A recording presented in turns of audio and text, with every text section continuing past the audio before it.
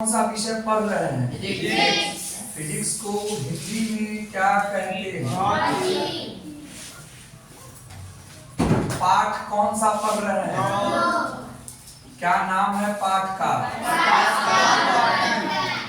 प्रकाश का अपवर्तन। ठीक है, लेक्चर क्लास हो चुका है, क्वेश्चन चल रहा है। क्वेश्चन में आप हमसे क्या पढ़ रहे? अति लघु नहीं, अति लघु ही पढ़ रहे होंगे। कल पूरा कंप्लीट कहाँ हो? कल पूरा कंप्लीट नहीं हो पाया था।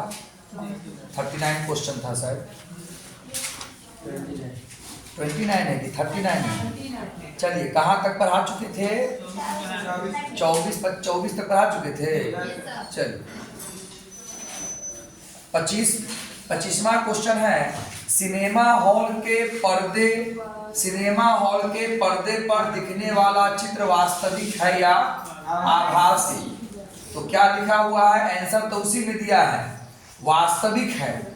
पर्दे पर वास्तविक प्रतिबिंब को ही प्राप्त किया जा सकता है। तो सिनेमा हॉल के पर्दे पर जो आप देखते हैं, फिल्म देखते हैं, वो फिल्म वास्तविक है या काल्पनिक? यही सवाल है ना। आप ही बताइए, पर्दे पर वास्तविक प्रतिबिंब को प्राप्त किया जाता है या काल्पनिक को? वास्तविक प्रतिबिंब को। ये तो आप पहले से भी जानते हैं, आंसर दे रखा है, वो चित्र वास्तविक है। पर क्योंकि पर्दे पर वास्तविक, नीचे देखिए आंसर है, ये है, मैं ऊपर नहीं बताऊंगा। पर्दे पर वास्तविक प्रतिबिंब को ही प्राप्त किया जा सकता है, आभासी प्रतिबिंब को नहीं। 26 है, क्वेश्चन नंबर 26 है, किसी उत्तल लेंस द्वारा वस्तु का आभासी एवं आवर्धित प्रतिबिंब बनाने हेतु वस्तु की स्थिति कहाँ होनी चाहिए? तो आप याद कीजिए, पहले आपको दिक्कत है तो दर्पण में चले जाइए। अवतल दर्पण में एक बार आभासी बनता था, दर्पण के पीछे बनता था और वस्तु से बड़ा बनता था, एक ही बार अवतल दर्पण में। ठीक है ना? तो वो कंडीशन क्या था? ध्रुव और फोकस के बीच में। तो अभी क्या बोला? अवतल दर्पण की बात कहाँ बोलेगा? उत्तल लेंस में। अगर वो नहीं बोलता तो आप बोलते। तो उत्तल लेंस तो वो दे ही दिया है, आभासी भी दे रहा है, आवर्धित माने बड़ा प्रतिबिंब बनाने हेतु वस्तु को कहाँ रखिएगा? तो लेंस और फोकस के बीच में। याद है, उसमें था ध्रुव और फोकस के बीच में। अभी बोलेंगे लेंस और फोकस के बीच में। समझ में आ गया?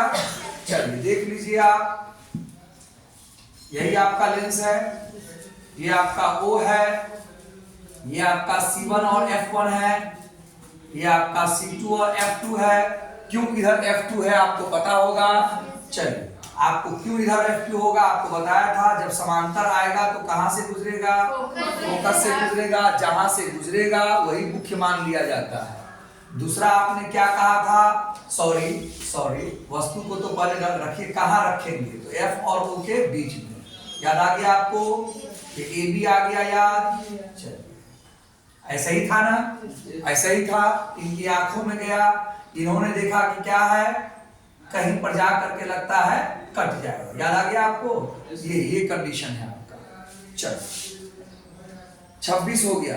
तो आंसर था उत्तल लेंस और फोकस के बीच में। तो याद रहे F1 के बीच में।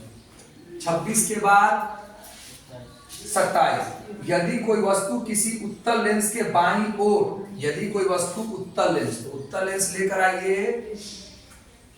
ये F2 है, ये C2 है, ये F1 है, C1 है और ये O है। यदि कोई वस्तु किसी उत्तल लेंस के बाईं ओर, उत्तल लेंस के बाईं ओर, तो ये हो गया आपका बाईं ओर, उसकी दूनी फोकस दूरी पर रखी हो, दूनी फोकस दूरी पर जी। तो बाईं ओर जो फोकस दूरी है वो क्या होगा? F1। तो दूरी क्या हो जाएगा? 2F1। फिर समझिए, ये तो आपका ये जो बिंदु का नाम ना फोकस है, यहाँ से यहाँ की दूरी को आप क्या बोलेंगे? F1 बोलेंगे, क्योंकि इधर है तो F1 बोलेंगे। और इसके चक्कर में ये और ये मिलकर के भी क्या बने? F1 2F1। कल मैंने बताया था R1 बराबर हो जाएगा 2F1 या C1 बराबर क्या लिखना चाहिए? 2F1। दूनी दूरी पर बोला है, दुगुनी दूरी पर। तो इसकी दुगुनी दूरी पर आपका कौन है? ये है। ठीक है, चलिए तो उसका प्रतिबिंब कहाँ बनेगा? तो क्वेश्चन क्या बोला आपको फंसाने के लिए? क्वेश्चन क्या बोला? वस्तु कहाँ रखेंगे? C1 पर रखेंगे, तो प्रतिबिंब भी आपने क्या बोला था? C2 पर बनेगा, याद है? C1 पर वस्तु रखेंगे तो प्रतिबिंब कहाँ बनेगा? इस समय पढ़े थे C पर रखेंगे तो C पर ही बनेगा, ठीक है। आज क्या बोलेंगे? वस्तु आप इधर रखेंगे तो प्रतिबिंब यहाँ बनेगा। और कैसा बनेगा? वस्तु के आकार का बराबर बनेगा, चूंकि ये उल्टा है इसीलिए वास्तविक बनेगा। और 6 आपको इसको 6 का प्रैक्टिस करना है, याद है ना? अवतल दर्पण में 6 का प्रैक्टिस करना है तो उत्तल लेंस में भी 6 का प्रैक्टिस करना है। समझ रहे हैं कि नहीं? वस्तु को C पर रखेंगे तो प्रतिबिंब कहाँ बनेगा? C पर ही बनेगा दर्पण में। तो इधर तो आप रखेंगे C1 पर तो बनेगा कहाँ? C2। जितना बड़ा वस्तु उतना बड़ा प्रतिबिंब। ये है सीधा तो ये है उल्टा, उल्टा के साथ वास्तविक, ठीक है। चलिए तो जवाब मिल गया। आपको फंसाने के लिए कहता है दूनी दूरी पर, तो दूनी दूरी कह रहा है C1 को, ठीक है। दूनी दूरी पर ये समझते हैं या नहीं समझते? यहाँ से यहाँ मान लो बेटा 2 है तो यहाँ से यहाँ कितना होगा? 4 होगा कि नहीं होगा? बताइए आप भी। तो दूनी दूरी नहीं हो गया? अगर यहाँ से यहाँ अगर 4 है 5 है तो यहाँ से यहाँ 10 होगा कि नहीं होगा? होगा ही 10। क्वेश्चन नंबर 27 हो गया आपका। 28 में चलिए, 28 में यदि पतले लेंस की फोकस f बराबर -10 है, f बराबर क्या है? -10। ये आपका कौन सा लेंस है? बोलिए। उत्तल लेंस। आपसे पूछ ही रहा है, उल्टे आपसे पूछ रहा है, आपसे उल्टे पूछ ही रहा है, ठीक है। तो आप ऐसे जवाब देंगे f बराबर कितना है? -10 फोकस दूरी, ठीक है। तो बताइए, इधर जाएगा तो किस में आएगा? माइनस में आएगा, और इधर जाएगा तो और f बराबर -10, छोटका f लिखा है कि बड़का f लिखा है? छोटका f को आप क्या बोलते हो? फोकस दूरी बोलते हो। तो फोकस दूरी माइनस में किसके पास रहता है? याद कीजिए, मैं याद दिलाता हूँ आपको।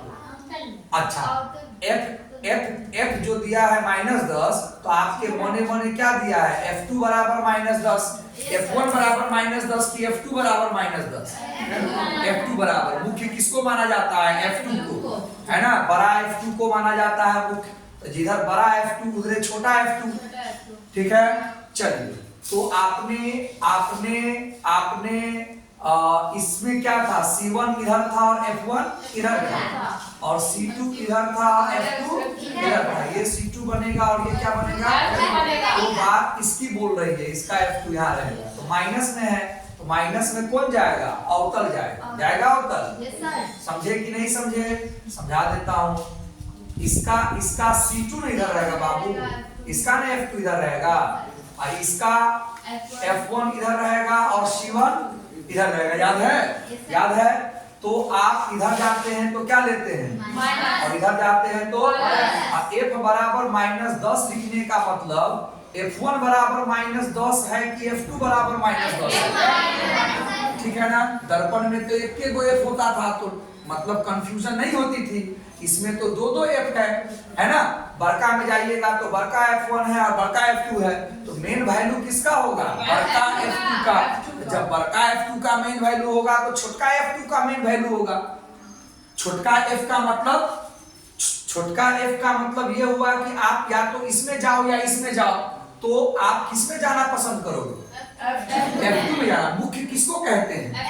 F2 को। पहले बड़का में समझाए थे आपको। F2 को क्यों बोलते हैं? क्योंकि यहीं पर आकर के मिलती हुई प्रतीत होती है। इसमें ऐसा क्यों बोले थे? क्योंकि इधर से ही आकर के गुजरती है। समझ पा रहे हैं आप? समझ पा रहे हैं? तो प्लस माइनस देख लिए तो आंसर आप कहां लेकर जाएंगे? अवतल में लेकर जाएंगे। आप अवतल लेंस में जाएंगे। अवतल लेंस की नहीं रट समझ पाए तो फिर समझ लीजिए। अवतल लेंस की पहले समझिए। अवतल लेंस की फोकस, तो फोकस मतलब f2। अवतल लेंस की फोकस मतलब f2। अब फोकस दूरी मतलब ये छोटका f2 है ना, और C2 2, समझ रहे मेरी बात? ये सब कहां चला जाएगा?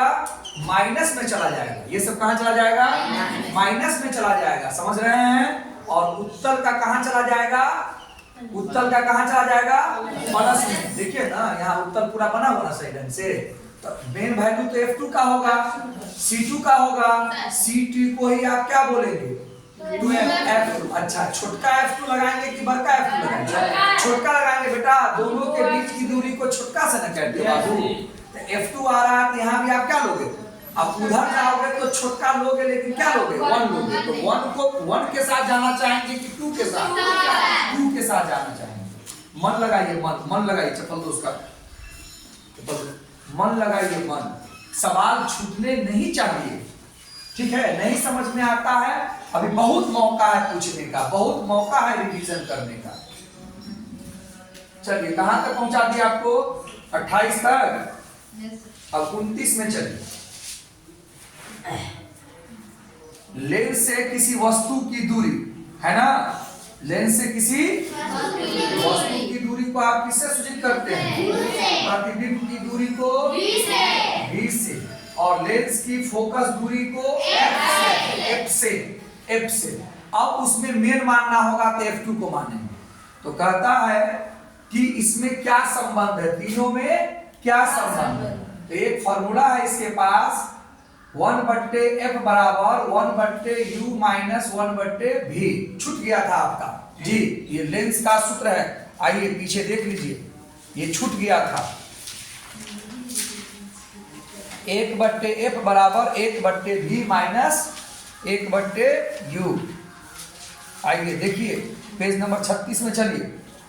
लेंस सूत्र है 1/V माइनस 1/U बराबर 1/F।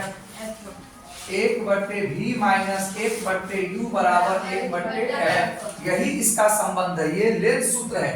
ये कौन सा सूत्र है? लेंस सूत्र है। लेंस का यही सूत्र है, यही सूत्र है लेंस का। देख लीजिए, ठीक है? समझे मेरी बात? उसने क्या बोला? UVF में, है ना, ये उत्तल लेंस हो या अवतल लेंस हो, तो लेंस में UVF में कौन सा संबंध है? तो आप ये बताएंगे। याद है आपने एक बार बताया था कि F और R में क्या संबंध है? तो आपने क्या बोला था? R बराबर 2 या F बराबर R/2। याद आ गया? यही संबंध आपने बताया था। तो ये आपका लेंस का UVF में यही संबंध है। पढ़िए एक बार, 1/V माइनस 1/U बराबर 1/F।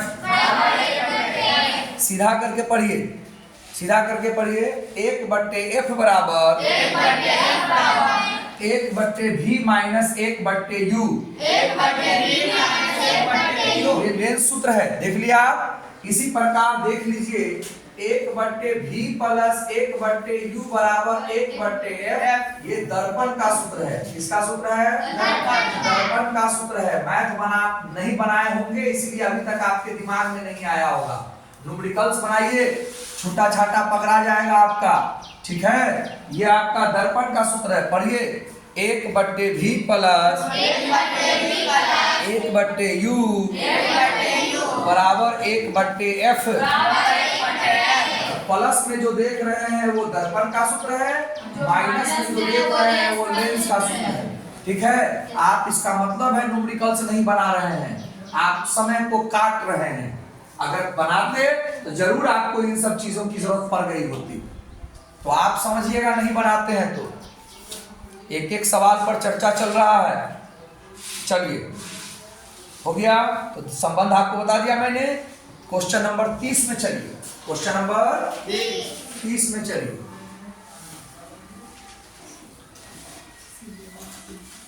किसी लेंस से किसी वस्तु की दूरी U, किसी लेंस से किसी वस्तु की दूरी U, प्रतिबिंब की दूरी V, प्रतिबिंब की दूरी V, और लेंस द्वारा प्राप्त आवर्धन M में क्या संबंध है? तो M बराबर आप क्या पढ़ते हैं? V/U।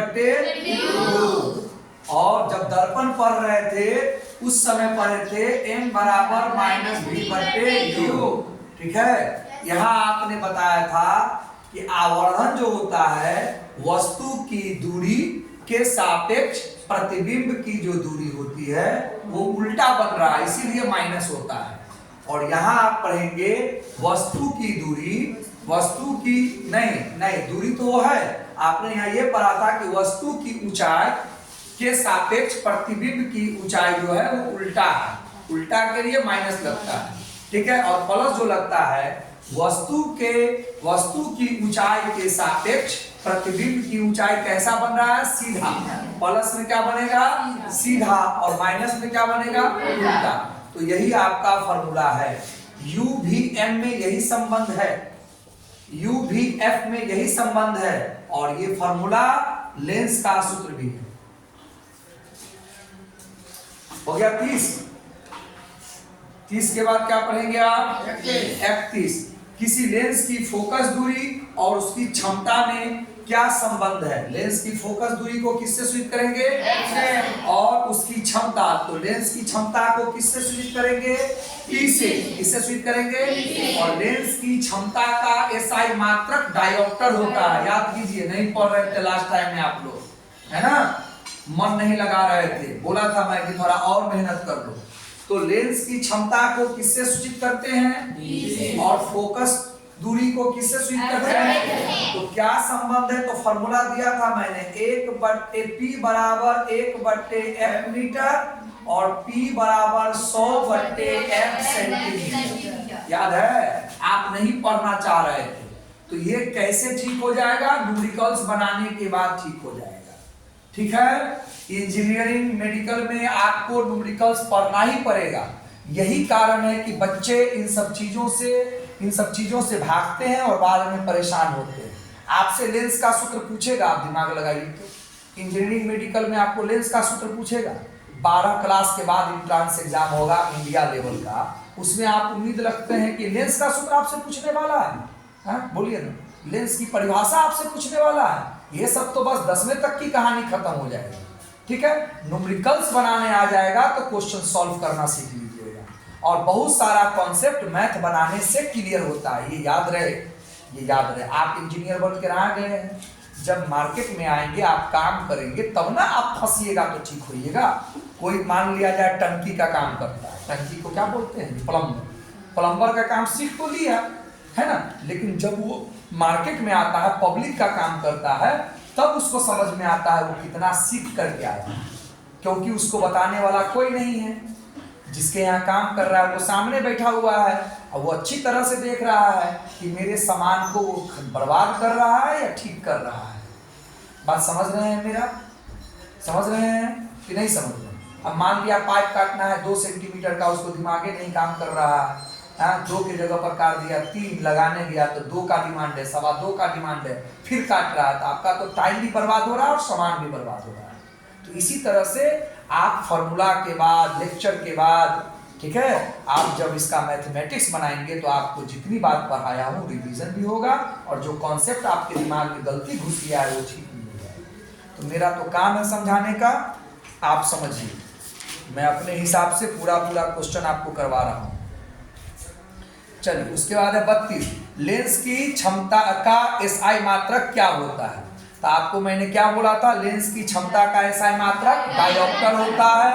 डायोप्टर को D से सूचित किया जाता है, और आप चाहें तो आप m⁻⁻1 भी कह सकते हैं, ठीक। फिर समझ लीजिए, लेंस की क्षमता का SI मात्रक क्या होता है, डायोप्टर, लेकिन है उसमें लगा हुआ डायोप्टर प्रचलित नाम है। प्रचलित का मतलब है कि जो लोगों में फेमस है उसको कहते हैं प्रचलित।